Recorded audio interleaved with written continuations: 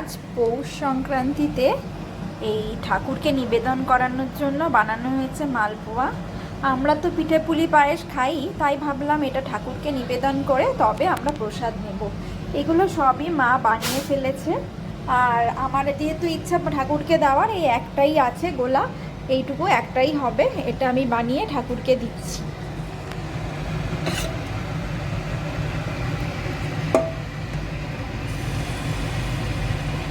কোনোদিন বানাইনি, এই প্রথম, জানি না কি হবে। সাইড থেকেই দিয়ে দিই, এটা দেখা যাক, কিছু একটা তো হয়ে যাবে, তেল তেল আছে, ভাজা হয়ে যাবে।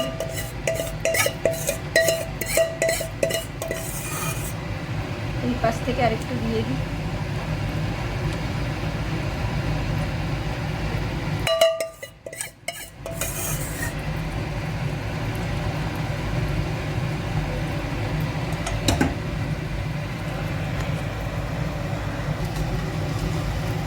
তো এই পিঠটা দেখতে পাচ্ছি লাল লাল হয়ে গেছে, এবার এটা উল্টে দিলাম। হ্যাঁ, ভালোই হয়েছে।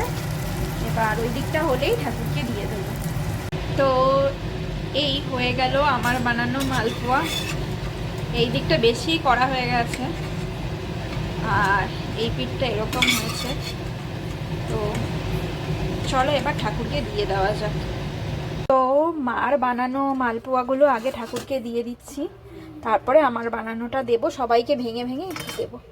তো আমার বানানো মালপোয়াটাও, আমাদের 11 জন ঠাকুর আছে, ছোটো ছোটো করে 11 টুকরো করে নিয়েছি।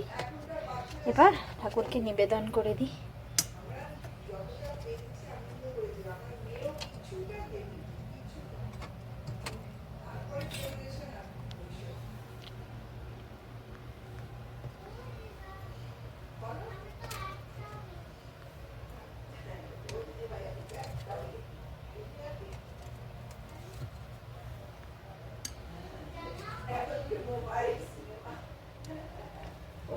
মা লক্ষ্মী আর এখানে গণপতি।